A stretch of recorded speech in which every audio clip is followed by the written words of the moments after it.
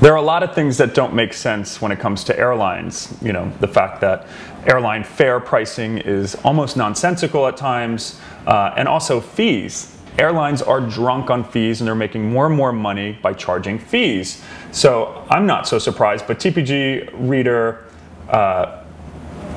Donald says, maybe I've missed this somewhere, but has anyone asked British Airways why they continue to charge those outrageous fuel surcharges when fuel costs have dropped more than 20% in the last few months? How do they continue to justify this?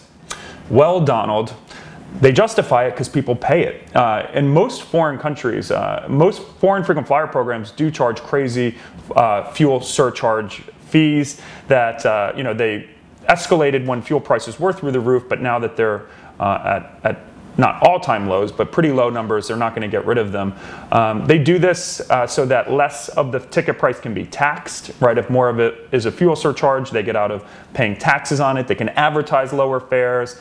They can advertise, you know, award tickets for free for as little as, you know, 40,000 miles. But as we all know, if you fly British Airways economy, you're going to get slammed with potentially more than what the ticket would cost in fees on certain routes. That's why it makes sense to avoid British Airways redemptions that include these huge surcharges and fees.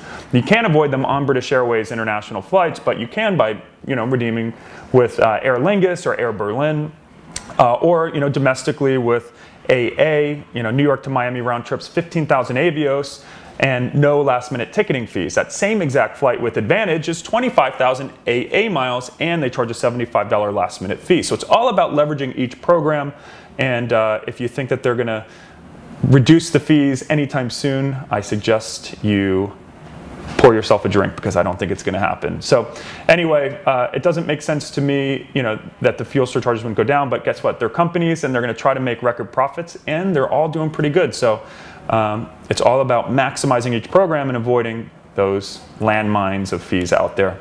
Any other questions? Tweet me at The Points Guy, and make sure you like us, facebook.com/ThePointsGuy.